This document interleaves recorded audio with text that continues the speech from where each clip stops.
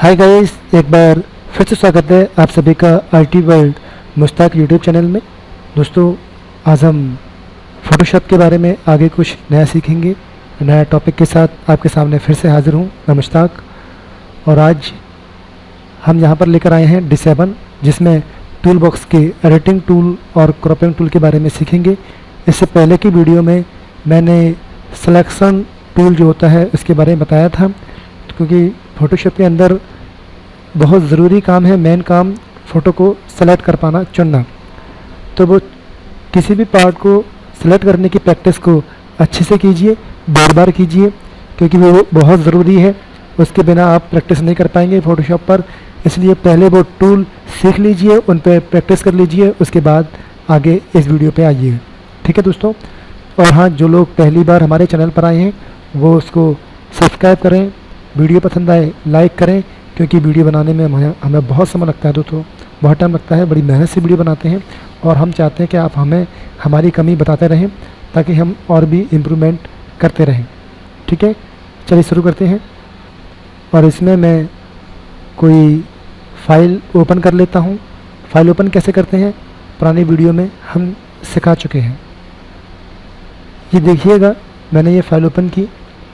तो पहले हम क्रॉपिंग टूल सीखेंगे, उसके बाद एडिटिंग टूल के बारे में बात करेंगे। तो किसी भी इमेज को क्रॉप करना मतलब उसको काटना या छांटने का काम करना क्रॉपिंग कहलाता है। उसके लिए टूल बॉक्स में यहाँ पर ये क्रॉपिंग टूल दिया हुआ है, इस पर क्लिक करेंगे। शॉर्टकट की इसकी सी होती है। अगर कीबोर्ड से आप सी प्रेस करेंगे, देखिए मैं सी प्रेस कर रहा हूँ तो अपने आप ही सेलेक्ट हो जाता है। तो क्रॉपिंग टूल दिखाता भी है कोष्टक में सी। तो इसे चुनने के बाद हम किसी इमेज को क्रॉप कैसे करते हैं, आप एक हिस्सा सेलेक्ट कर लीजिए और सेलेक्ट करने के बाद आप देखेंगे चारों तरफ एक ये विंडोज़ जैसी रचना आ जाती है। अब जैसे ही आप देखेंगे कि ये विंडो रचना जो आ रही है, इसको आप यहाँ से अपने हिसाब से एडजस्ट कर सकते हैं। जैसे कि मैंने अभी इसको इतना सेलेक्ट किया था तो ये हाथ थोड़ा सा कट रहा था, मैं इसको ऐसे मूव भी कर सकता हूँ और यहाँ से ऐसे इसको एरिया को सेलेक्ट कर सकता हूँ जितना मुझे क्रॉप करना है। क्रॉप करने के सेलेक्ट करने के बाद आप कीबोर्ड से एंटर प्रेस कर दें। अगर आप एंटर प्रेस कर देंगे तब भी ये जो है कि क्रॉप हो जाएगी इमेज।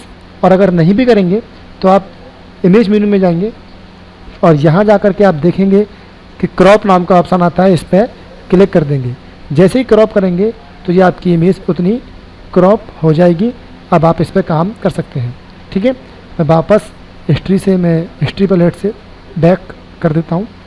तो इस प्रकार से हम इमेज के किसी भी पार्ट को सेलेक्ट करके अगर एंटर प्रेस कर देंगे तो एंटर प्रेस करने के बाद वो इमेज उतनी ही क्रॉप हो जाएगी। ठीक है, चलिए ये तो होगा क्रॉपिंग टूल के बारे में। आगे ये स्लाइस टूल है, इसमें सीख लेते हैं। स्लाइस टूल का इस्तेमाल हम इस इमेज के बहुत सारे फाँक बनाने के लिए करते हैं, मतलब पार्ट में बांटने के लिए करते हैं। इससे अपन ऐसे सेलेक्ट कर लेंगे इमेज को, आप देख पा रहे हैं। हम सेलेक्ट करते हैं तो ये बाकायदा, इसमें मेरा माउस प्रॉब्लम कर रहा है, तो आप देख पा रहे हैं जब मैं सेलेक्ट करता हूँ इसको तो मेरा माउस जो है ना एरिया भी समझ में आ रहा है मेरे को कि कितना एरिया कहाँ पे क्या क्रॉप हो रहा है। ये देखिए मुझे साफ नज़र आ रहा है, 1 2 3 और 4 पार्ट इसके हो चुके हैं। हमें इस पार्ट को सेलेक्ट करने के बाद इनको हम इस टूल से इन्हें हम मूव भी कर सकते हैं आगे पीछे ऐसे। ठीक है, वापस स्लाइस टूल ले लेते हैं। ये चुनने के बाद आपको क्या करना है, फाइल पे जाना है और सेव फॉर वेब पे क्लिक करना है। ये बॉक्स सामने आएगा, ये आपको अलग अलग ये पार्ट दिख रहे हैं जो कि इस इमेज के पार्ट हैं जो कि अभी क्रॉप हो जाएंगे। यहाँ आपको जेपीजी फॉर्मेट चुनना है और सेव पर क्लिक करना है। और कहीं पर भी आप चाहे जहाँ वहाँ डेस्कटॉप पर क्लिक करके या किसी जगह पर भी आप एक फ़ोल्डर बना लीजिए। उस फोल्डर के अंदर हम कोई नाम टाइप कर देते हैं और इसके अपन ओपन करके कोई भी नाम देके सेव कर देते हैं। जैसे आप सेव करेंगे तो आप देखिएगा एक जो फोल्डर हमने बनाया है उस फोल्डर के अंदर इमेजेस, ये देखिए टुकड़े ऑटोमेटिक बन गए, है ना। तो अगर हम इन टुकड़ों को हम क्रॉप करते तो जाहिर सी बात है कि हम ये एक्चुअल साइज़ में क्रॉप शायद ना कर पाते, और क्रॉप करने के बाद एक बार क्रॉप करते हैं तो बाकी हिस्सा गायब हो जाता है, तो हम फिर दोबारा से इमेज लेते फिर उसे क्रॉप करते तो बहुत टाइम लगता। हम एक ही इमेज को सिलेक्ट करने के बाद सेव और वेव करेंगे तो उसके ऑटोमेटिकली यहाँ पर टुकड़े बन जाएंगे इस फोल्डर के अंदर जो आपने डेस्कटॉप पर चुना था ये, ठीक है। और ये होने के बाद ये जो 10 जो फाइल है एक HTML फाइल बन जाती है जो कि वेब पर काम करने के लिए यूज की जा सकती है। तो इस प्रकार से हम सेव फॉर वेब के द्वारा या ये कह सकते हैं कि स्लाइस से सेलेक्ट करने के बाद हम उस इमेज के छोटे छोटे टुकड़े बना सकते हैं, पार्ट्स में बांट सकते हैं। दोनों टूल हो चुके हैं, क्रॉपिंग के टूल आपके पूरे हुए। अब आते हैं एडिटिंग टूल पर। इसके लिए मैं कोई ऐसा फ़ोटो लेता हूँ जिसमें कोई इमेज वगैरह या चेहरा आपको दिखाई दे। चलिए मैं यहाँ से इस फ़ोटो को ओपन कर लेता हूँ। ये आप देखिए फ़ोटो सामने दिख रहा है आपको। यहाँ पर ये दिया है हीलिंग ब्रश। हीलिंग ब्रश से क्या होगा कि आप कोई भी एरिया सेलेक्ट कर सकते हैं किसी फ़ोटो में। मान लो कोई दाग धब्बा है, मैं वो आपको दिखाता हूँ। कोई अगर मुझे मिल जाता है जिसमें कोई कमी हो, चलिए मैं इसे लेता हूँ।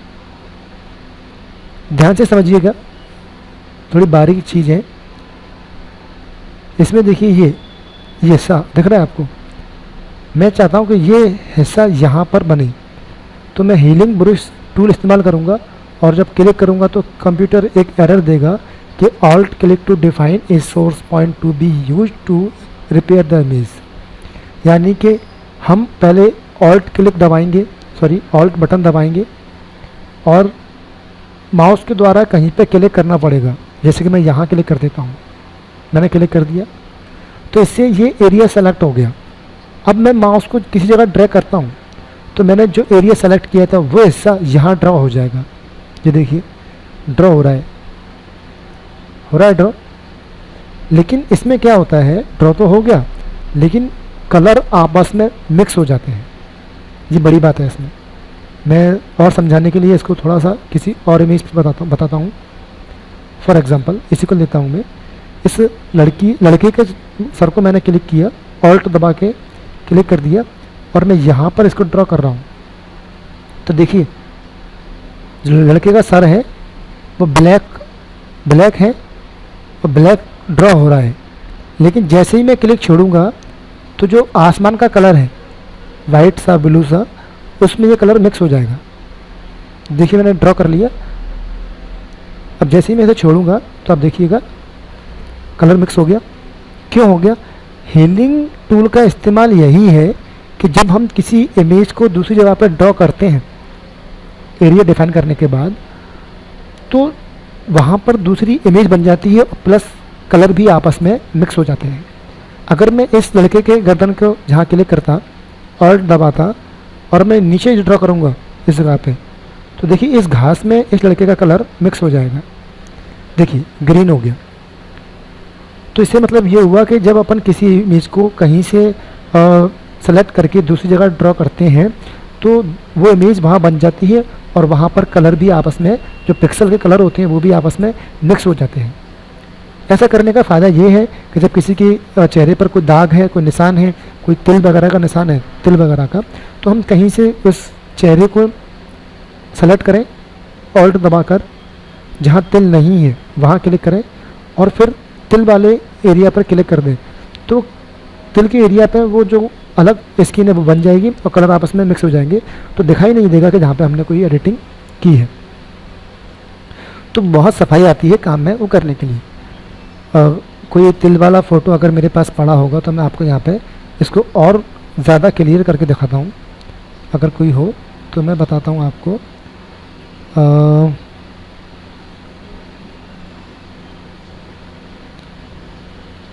क्योंकि मेरे पास सारी इमेजेस हैं वो थोड़ी क्लियर सी हैं। चलिए मैं ऐसे लेता हूँ। ये शेप को गायब करके देखते हैं अपन। तो ऑल्ट दबाएं, कोई ब्लैंक एरिया पे क्लिक करें और आप कीबोर्ड से ब्रैकेट बिग ब्रैकेट दबाकर या यहाँ से क्लिक करके इसके साइज़ को बढ़ा कर सकते हैं। अब देखिए क्लिक कीजिए तो वो शेप का कलर बैकग्राउंड से मिक्स हो गया वो और शेप गायब हो गया। तो इस प्रकार से जब शेप गायब हो सकता है तो जाहिर सी बात है कि हम कुछ भी गायब कर सकते हैं। देखिए मैं चेहरे पे से गाल पे क्लिक किया और इसकी दाढ़ी पे क्लिक करता हूँ तो देखिए इसकी दाढ़ी के कलर गाल से कुछ कुछ मिलने लगे हैं। इस तरह से ये गायब हो जाता है और हम इसे महसूस करते हैं कि ये यहाँ पे कोई चीज़ नहीं थी, है ना। तो जो कोई गाल पर कोई तिल है या कोई निशान है तो उसको हम हीलिंग ब्रश टूल से गायब कर सकते हैं। इसके अलावा दोस्तों कैसे करते हैं, आगे इसमें एक और ऑप्शन दिया हुआ है, वो आप समझें ध्यान से। कंट्रोल माइनस प्रेस करें तो छोटा हो जाएगा। ये एरिया दिया है पेज टूल। पेज टूल का भी यही इस्तेमाल है कि आप कोई चीज़ सेलेक्ट कर लें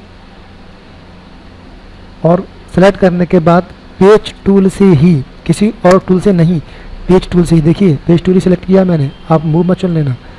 सेलेक्ट किया और मैं यहाँ पर इसे छोड़ता हूँ तो देखिए जैसे मैंने ड्रैग किया तो यहाँ की आकृति यहाँ बन गई। अगर मुझे ये गायब करना है तो मैं इसको सेलेक्ट करूँगा। सेलेक्ट करने के बाद इस सेलेक्ट करूँगा और यहाँ से मैं इसे कहीं ड्रैग कर दूँगा। जैसे ड्रैग करूँगा तो वो वहाँ पर कलर बन जाएगा। यानी कि क्या कहने का मतलब ये है कि आप पूरी इमेज में कहीं भी कोई जगह चुनने के बाद उसे आप ड्रैग करेंगे तो वही आकृति वहाँ पर चुने हुए एरिया में बन जाती है, बने हुए एरिया में बन जाती है ये आकृति और वो कलर भी आपस में मिक्स हो जाते हैं। तो पेज टूल का इस्तेमाल यही है, किसी भी इमेज को रिपेयर करने के लिए अपन कह सकते हैं इसका इस्तेमाल कर सकते हैं। आगे दिया है क्लोन। तो क्लोन टूल के बारे में मैं बाद में बात करूंगा क्योंकि ये नेक्स्ट वीडियो में बताऊंगा। मैं फ़िलहाल आपको एडिटिंग टूल के बारे में बात कर रहा हूँ ना। तो एडिटिंग टूल आप जब देखें नीचे ज़रा, ये है मैन एडिटिंग टूल, ये है ये 3 मैजिक इरेज़र जो कि इरेज करने के लिए है। कुछ आप इसे इरेज करेंगे तो आप यहाँ से इसका साइज़ ज़्यादा कर सकते हैं, इसे सॉफ्ट में बना सकते हैं। साइज़ देखिए ऐसे करेंगे तो ये इरेज हो रही है, ये इमेज इरेज हो रही है। लेकिन इरेज करने में प्रॉब्लम है, हम इसे इरेज तो करवाएं लेकिन दोस्तों मैंने बताया था ना दिमाग वाला खेल है। यहाँ पर बैकग्राउंड कलर पूरा का पूरा सेम कलर में है, कोई अलग अलग कलर में नहीं है। तो यहाँ पर एक ऑप्शन दिया है मैजिक इरेज़र। जी हाँ, मैजिक बैंड की तरह, जैसे कि मैजिक बैंड पे जिस कलर पे क्लिक करते हैं वो पूरा एरिया सेलेक्ट हो जाता है, वैसे ही मैजिक इरेज़र में क्लिक करके जब मैं क्लिक करूँगा तो उसी कलर का पूरा एरिया एक ही क्लिक में इरेज हो जाएगा। बचा आपका GQ, इस पर भी क्लिक करें, ये भी आपका इरेज हो जाएगा। एप्पल पे क्लिक करें। अब एप्पल में क्या है कि बाउंड्री जो बॉर्डर है वो डार्क है तो इसको अपन सिंपल इरेजर से इरेज कर सकते हैं। ये देखिए किसी भी इमेज का मतलब एक कलर हमने इरेज कर दिया। ध्यान रखना, आप ये मत सोचना कि मैंने बैकग्राउंड इरेज किया है, बैकग्राउंड इरेजर नहीं है ये है इरेजर टूल जिसका काम है इरेज करना। इसके सामने जो भी आएगा, अगर ये कलर आ गया तो ये भी इरेज हो जाएगा, ये आ गया तो ये इरेज हो जाएगा, पेंट का कलर आ गया तो ये भी इरेज हो जाएगा। तो इरेजर टूल का इस्तेमाल सिर्फ इरेज करने के लिए करते हैं, इमेज को इरेज करने के लिए। अब आप सोच रहे हैं कि मैं इस पर क्लिक करूँ और पूरा बैकग्राउंड इरेज हो जाएगा, तो ध्यान रखना ये इमेज का बैकग्राउंड एक ही कलर में था इसलिए इरेज हो गया। अगर ये मैं इस इमेज पे काम करता तो देखिए इरेजर से काम नहीं होगा। देखिए क्या हो रहा है, क्योंकि यहाँ पे मैंने इस पर क्लिक किया तो ब्लैक की वजह से ये ब्लैक सब हट गया ना। यहाँ क्लिक किया तो इतना हटा केवल, अब बैकग्राउंड तो नहीं हटा। तो आप समझ गए होंगे कि इरेजर टूल का इस्तेमाल सिर्फ इमेज को इरेज करने के लिए, बैकग्राउंड इरेज करने के लिए नहीं है। हाँ, बैकग्राउंड में कलर ऐसा है कि एक ही कलर में हट जाएगा तो फिर वो अपन इसे हटा सकते हैं। तो मैजिक इरेजर से हम किसी भी पर्टिकुलर एक कलर को सिर्फ एक ही क्लिक से इरेज कर सकते हैं। अब आप जैसे जहाँ काम कर रहे हैं, कुछ भी काम कर रहे हैं वहाँ इरेज कर सकते हैं। फॉर एग्जांपल मैं इस इमेज को मूव टूल से मूव करता हूँ और यहाँ लेके आता हूँ, देखिए यहाँ पे आ चुका है। अब मैं इसका बैकग्राउंड हटाना चाहता हूँ तो मैजिक इरेजर पे गया, क्योंकि मैं इरेजर से हटाऊँगा तो ऐसे ऐसे बहुत टाइम लगेगा ना, तो इससे अच्छा क्या है मैं ऐसा नहीं हटा रहा, सीधा मैजिक इरेजर पे क्लिक किया और ये एक ही बार में पूरा का पूरा बैकग्राउंड गायब। ठीक है ना, पूरा गायब कर दिया। अब मैं इस इमेज को कहीं पे भी सेट कर देता हूँ, हो गया सेट। बाकी की एडवांस एडिटिंग अपन आगे सीखेंगे, है ना। अभी तो दिख रहा है ना कि इमेज कैसा अलग ही लग रहा है वो, बाद में इसे हम छोटा करना, बड़ा करना, कलर वलर सेट करना आगे सीखेंगे। फिलहाल मैं टूल सिखा रहा हूँ। तो यहाँ पे हमने सीखा कि इरेजर से इमेज को इरेज कर सकते हैं, ऐसे इमेज इरेज हो जाएगी। ठीक है, और मैजिक इरेजर से पर्टिकुलर कलर को एक ही बार में हटाना है तो वो हट जाएगा सिंगल क्लिक से, जल्दी काम हो रहा है इसमें। और बैकग्राउंड इरेजर, इससे क्या करते हैं, जब अपन किसी इमेज को इरेज करते हैं, मैं आपको दिखाता हूँ पूरी की पूरी इमेज, आप समझ पाएंगे उसको। जैसे कि ये यहाँ पर जब मैंने इरेजर का इस्तेमाल किया तो देखिए ध्यान से बैकग्राउंड वाइट आ रहा है, तो इससे सिर्फ इमेज इरेज हुई है और कुछ भी इरेज नहीं हुआ, समझ गए। यानी कि इरेजर टूल से इमेज को इरेज किया जाता है। लेकिन बैकग्राउंड इरेजर पे क्लिक करूँगा तो आप देखेंगे यहाँ पर जो पीछे वाइट कलर आ रहा था वो भी हट गया। यानी कि इससे अपन इमेज के पीछे जो बैकग्राउंड था वाइट कलर का उसको भी इरेज कर सकते हैं। जी हाँ, तो यहाँ पर इरेजर से हम सिर्फ इमेज को इरेज कर पाते हैं, बैकग्राउंड इरेजर से इमेज के बैकग्राउंड को भी इरेज कर सकते हैं, और मैजिक इरेजर से हम किसी पर्टिकुलर कलर पर क्लिक करते हैं तो वो कलर इरेज हो जाता है। ठीक है, तो तीनों ही इरेजर टूल के बारे में मैंने आपको बता दिया, तीनों का डिफरेंस यहाँ बता दिया। इनका इस्तेमाल हम आगे प्रैक्टिस करके ही सीखते हैं, प्रैक्टिकल करना पड़ेगा आपको। आगे मैं कुछ काम भी दूंगा और कुछ एडवांस तरीके भी इसके सिखाऊंगा, पर जब मैं वहाँ काम करूँगा मैं तुरंत इमेज को क्रॉप कर दूंगा, कहीं इरेज कर दूंगा, तो आप सोचेंगे ये क्या कर रहे हैं सर। तो इसलिए पहले आप इन टूल को अच्छे से बार बार इस्तेमाल करके समझ लो कि इनका इस्तेमाल है क्या, है ना। तो तीनों टूल हमने यहाँ सीख लिए। इसके बाद मैं सिखाता हूँ आपको आगे के टूल जो है नीचे, ये भी आपके इफेक्ट कह सकते हैं, एडिटिंग टूल कहलाते हैं। यहाँ पर ब्लर, शार्प और स्मज तीन टूल दिए हैं, जिसमें से दो टूल का इस्तेमाल ज़्यादातर किया जाता है। ब्लर टूल का इस्तेमाल कब करते हैं, जब आप कोई इमेज लेते हैं, मान के चलिए ये इमेज है, इसको मैं थोड़ा जूम करता हूँ, अच्छी आँख को ध्यान से देखिए। मैं इसको यहाँ से ब्लर पे क्लिक करता हूँ और यहाँ से इसका जो इफ़ेक्ट है उसे बढ़ा देता हूँ, और इमेज का ब्रश का साइज़ यहाँ से बड़ा कर सकते हैं। ये देखिए आप ला सकते हैं, देख सकते हैं। अब मैं इसको आँख पे इसको 2-3 बार क्लिक करता हूँ, 4-5 बार क्लिक करता हूँ, बार पे क्लिक करके देखिए आप समझ रहे हैं इस तरफ आँख कैसी आ रही है, इस तरफ आँख कैसी आ रही है, अंतर समझ में आ रहा होगा। नहीं आ रहा होगा तो मैं बैक करता हूँ, देखिए ये आँख ऐसी थी, और जब मैंने क्लिक किया इस पर 4-5 बार तो कैसी आँख हो गई, ऐसी। क्यों हुआ, क्योंकि ब्लर टूल का इस्तेमाल किसी भी इमेज के किसी हिस्से को ब्लर बनाने के लिए करते हैं। आप देख रहे हैं इसके बैकग्राउंड में कैसा ब्लर हो रहा है। मैं किसी और इमेज को लेता हूँ जिसमें बैकग्राउंड ब्लर ना हो, जैसे कि ये फ़ोटो, इसमें तो ऑलरेडी ब्लर है, देखिए चारों तरफ ब्लर आ रहा है, तो हम इसको और ज़्यादा ब्लर कर सकते हैं, देखिए और ब्लर हो जाएगा। ठीक है ना, देखिए अभी कैसा था, इमेज ऐसा है, अभी कितना ब्लर हो गया। तो हम ब्लर टूल से किसी भी इमेज के किसी पार्ट को, जैसे कि ये जो इस तरफ बाउंड्री है, इसको ब्लर कर देते हैं अपन, दिखाई ना दे। देखिए मैंने ये भी ब्लर कर दिया, हो गया ब्लर, है ना। कितना ब्लर करना है उतना ब्लर आराम से कर सकते हैं। पत्तियाँ इनको भी ब्लर कर देते हैं, और देखिए पत्तियाँ वगैरह भी और ब्लर मैंने कर दी। तो इस तरीके से हम किसी भी इमेज को, किसी भी पर्टिकुलर पार्ट को जहाँ क्लिक करेंगे वहाँ वो हिस्सा ब्लर हो जाएगा। समझ पा रहे होंगे, आई होप। मैं आपको किसी और इमेज में भी दिखाता हूँ जिसमें आप और समझ सकें। मान के चलिए मैं कोई इमेज लेता हूँ जिसमें बैकग्राउंड ब्लर ना हो, चलिए इस चिड़िया ले लेते हैं, इस चिड़िया को देखते हैं। इस चिड़िया के लिए पत्ते हैं, इन पत्तों को मैं ब्लर करना चाहता हूँ। तो यहाँ जाएंगे, ब्लर टूल लेंगे और इसको अपन थोड़ा सा बड़ा कर लेते हैं। ये देखिए,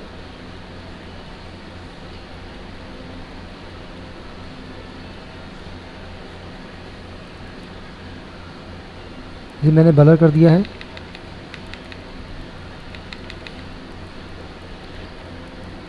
ये थोड़ा सा छोटा करना है। देखिए, ये मैंने इमेज ली, जब मैंने ब्लर किया तो ये देखिए कितना ब्लर हो चुका है। बिना ब्लर के इमेज ऐसी थी और अब ऐसी है। मैं इसको और भी कर, चिड़िया को करता हूँ ब्लर। चलिए, उस जगह पे आप 2-3 बार 8-10 बार क्लिक करेंगे तो वो आपको इफेक्ट दिखाई देगा। हालांकि एक बार में बहुत धीमे धीमे बहुत कम ब्लर होता है, तो आपको बड़ा ध्यान से देखना पड़ेगा। ठीक है, आप यहाँ से इसके ये मोड वगैरह चेंज कर सकते हैं। डार्कनेस, लाइटनेस क्या लाना है वो भी चेंज कर सकते हैं, कि इससे लाइटनेस आएगी या डार्कनेस आएगी, वो भी हम यहाँ पे अप्लाई कर सकते हैं। ठीक है दोस्तों, तो ये ब्लर का इस्तेमाल देखिए। अब इमेज, ओरिजिनल इमेज ऐसी थी, कितनी क्लियर दिख रही है, और ब्लर लगाने के बाद इमेज ऐसी हो गई थी। तो हम इमेज के किसी भी हिस्से को, पर्टिकुलर हिस्से को क्लिक करके ब्लर टूल से ब्लर कर सकते हैं। शार्पन टूल का इस्तेमाल शार्पनेस लाने के लिए करते हैं। जब आप कभी किसी मोबाइल से या किसी कैमरे से फ़ोटो खींचते हैं तो वो अक्सर कभी कभी हमारा हाथ हिल जाता है, तो हमारे फ़ोटो क्लियर सही से नहीं आ पाते हैं। तो उस स्थिति में हम ये शार्पन टूल का इस्तेमाल करके अपने इमेज के ऊपर कुछ शार्पनर स्टाइल लाना चाहते हैं या चमक लाना चाहते हैं तो वो ला सकते हैं। देखिए, मैं ये देखिए, ज़्यादा इस्तेमाल करते हैं तो इमेज ख़राब हो जाती है बहुत ज़्यादा। आप ये देखिए, शार्प चमक लाने के लिए तो ये शार्पनर जब अपन इस्तेमाल करेंगे बहुत ज़्यादा तो इमेज फट जाती है, तो इसलिए इसका इस्तेमाल ज़्यादा नहीं करते। बिल्कुल टचिंग करने के लिए, हल्की हल्की टचिंग करने के लिए इसका इस्तेमाल किया जाता है। मैं यहाँ पे आपको इतना इसलिए करके दिखा रहा हूँ ताकि आप समझ सकें कि इसके अंदर से हो क्या रहा है ना। मैं देखिए फिर से चिड़िया की चोंच के ऊपर खींचता हूँ, देखिए, है ना। तो ऐसे अपन चमक हल्की सी ला सकते हैं, शार्पनेस ला सकते हैं फ़ोटो के ऊपर। और बाकी के तो कमाल हमारे फ़ोटोज़ जो कैमरे हैं वो करते ही हैं, तो इनका इस्तेमाल ज़्यादा करते भी नहीं है, बहुत कम हल्की सी टचिंग करने के लिए करते हैं ना, मामूली, वरना सारा कमाल हमारे कैमरे करते हैं। आगे दिया है स्मश टूल। इसका इस्तेमाल किया जाता है अपन किसी भी इमेज के अंदर ऐसा इफेक्ट डालने के लिए कि जैसे मान के चलिए हमने उन्हें उंगलियों से आपस में मिक्स कर दिया हो। यहाँ पे आप स्मश टूल पे उंगली का निशान भी बना हुआ है। इससे क्या है कि आप किसी भी इमेज को जैसे आप क्लिक करेंगे और बाहर की तरफ खींचेंगे तो वो कलर उसके ऐसे आपस में मिक्स हो जाएंगे, है ना। तो कोई अगर इमेज हमारे पास है उसमें बैकग्राउंड कलर वगैरह इसके हम आपस में मिक्स करना चाहते हैं, तो ऐसे इमेज को अपन पूरे कलरों को आपस में मिक्स करने के लिए, जैसे कि हमने वो उन्हें उंगली से मिक्स कर दिया हो, तो मानो ऐसा इफेक्ट डालने के लिए हम स्मश टूल का इस्तेमाल करते हैं। इसको अपन ज़्यादातर तो इस्तेमाल करते हैं जब हम किसी इमेज में 2 फोटो लगाते हैं कहीं और से ला करके, और चारों तरफ जो बाउंड्री आती है उस बाउंड्री को हम हल्का सा मिक्स कर देंगे तो वो महसूस होगी कि इसमें कलर मिला हुआ है, दिखेगा नहीं बाउंड्री। यहाँ देखिए ये पहाड़ दिख रहे हैं, इनको पकड़ के मैं ऐसे कर सकता हूँ ताकि थोड़ा सा ब्लर इफेक्ट आ जाए। तो ये भी हम स्मश टूल से ही कर रहे हैं, इस टूल से, है ना। तो इन्हें हम आपस में ऐसे खींच सकते हैं लंबा सा, ऐसे इसके बाल। तो ऐसा इफेक्ट डालने के लिए या टकले को मैं थोड़ा सा चपटा कर देता हूँ, ऐसे इफेक्ट डालने के लिए इसका यूज़ करेंगे, ठीक है। तो स्मश टूल कोई ख़ास इस्तेमाल नहीं है इनका। अब अपना आता है मेन टूल जो है काम का, डोज और बर्न टूल। दोनों ही बड़े काम के टूल हैं जो कि बहुत ही इम्पोर्टेंट हैं, मतलब काम करना भी आना चाहिए और एग्ज़ाम वगैरह में भी लिखने के लिए इम्पोर्टेंट है। जैसे कि मैंने ये फ़ोटो लिया, इस फ़ोटो को आप यहाँ पे क्लिक करेंगे डोज टूल पर और यहाँ से इसका साइज़ बड़ा कर सकते हैं। अब आप देखेंगे इसके चेहरे पर या गाल पर या नाक पर कहीं पर भी इसको आप अप्लाई करेंगे क्लिक करके, देख रहे हैं मुझे बताने की ज़रूरत नहीं है क्या हो रहा है। क्या हो रहा है? जी हाँ, गोरापन यानी कि ब्राइटनेस चेहरे पर। यही होता है स्टूडियो में। जब कोई इंसान सांवला या काला इंसान फ़ोटो खिंचाता है तो उसकी फ़ोटो को लोग ऐसे ही वो गोरा कर देते हैं। ये देखिए, ज़्यादा ओवर करेंगे तो वो अलग ही दिखेगा, तो ओवर नहीं करना है, ठीक है। तो इस प्रकार से आपने देखा कि हमने इस पर ये अप्लाई किया तो वाइट हो गया। तो किसी भी फ़ोटो को यहाँ से हम गोरा कर सकते हैं। मैंने देखिए कितना वाइट कर दिया, चुड़ैल जैसी बना दी ये, है ना। तो ये डोंट माइंड, मैं तो सिखाना चाहता हूँ मैं तो इसलिए इसे बता रहा हूँ। ऐसे ऐसे ऐसे ऐसे ऐसे करेंगे तो वाइटपन लाने के लिए फ़ोटो पे अपन इसे अप्लाई कर सकते हैं, ठीक है। अगर कोई फ़ोटो ज़्यादा गोरा हो गया है या किसी को काला करना है तो बर्न का मतलब होता है जैसे कि मान लो उसको जला दिया हो, वैसा इफेक्ट डालने के लिए। ये देखिए, डार्कपन लाने के लिए, इससे ये इस पर डार्कपन आ जाएगा, ठीक है। तो ये हमारा डार्कपन भी यहाँ से हमने इस पर अप्लाई कर लिया। ये दो टूल हैं जो कि बहुत ज़्यादा इम्पोर्टेंट हैं एडिटिंग के अंदर, गोरा काला करने वाले। ये देखिए, इस पर मैंने रंग लगा दिया, ठीक है, जहाँ जला दिया हो उसे।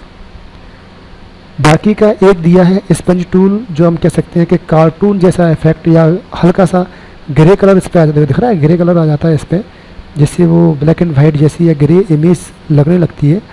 तो स्पंज टूल का इस्तेमाल ये है कि इमेज को स्पंज जैसा बनाने के लिए, मतलब कार्टूनिस्ट इमेज बनाने के लिए, या कह सकते हैं ग्रे प्रकार की इमेज बनाने के लिए इसका इस्तेमाल किया जाएगा, ठीक है। जब आपकी इमेज ऐसी है, पहले ऐसी थी, अब ऐसी हो गई। तो ये हमने यहाँ पर सीखे, एडिटिंग के टूल सीख लिए। अब इसके अंदर हमने सीखा कि पेज टूल क्या होता है, क्लोन टूल क्या होता है, और हमने ये भी सीखा कि इरेजर का इस्तेमाल कैसे करते हैं, स्मैश टूल का इस्तेमाल कैसे करते हैं, ब्लर कैसे करते हैं।